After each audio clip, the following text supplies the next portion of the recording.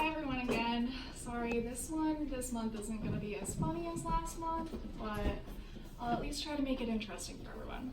So it is June 2015, and my cousin in Ohio just graduated high school.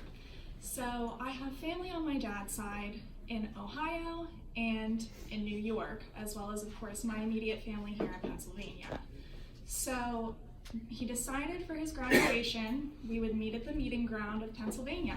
And it so happened that during this time was a hard time for my family. My grandfather, 86 years old, was in the hospital, and it was not looking good for him. So when we had this reunion for his graduation, all of the cousins, which there were quite a few of us, had bonded together pretty much in the motel room of the party. We all got to talk and bond together, talk about our high school experiences, because we didn't see each other very often. So it was just a very nice moment that we had together, that we could recollect our childhood. When we were all together, we would go camping and we would have sleepovers. So we decided to build on that nostalgia and have a sleepover that night. So after our parents were done partying at the bar, we decided to venture back to my parents' house not far away. And so we all piled into my mom's Honda minivan. There was my mom, my dad, myself, my brother Jess, my brother Jared, my sister Jess, and my cousins Nick, Amanda, Tommy, and John. So there were quite a few of us in there. And we packed in tight and decided to go on this journey about 20 minutes home. And we're all talking and having a great time when we're driving back through all these windy, twisty roads, getting back to Carlisle. And it's about probably 1:30 in the morning. It's a Saturday night. So we decide to go down Lisburn Road in Mechanicsburg, if anybody is familiar with the area. And there's a lot of blind hills on that road.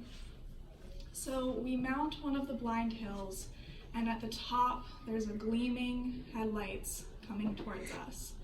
And in this moment, you usually kind of glance down, don't blind yourself, but I recall my mother saying, "Why are his headlights so bright?"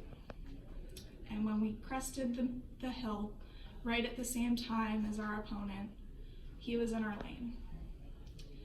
And I, in the middle seat, middle row, got the front row seat to the crash.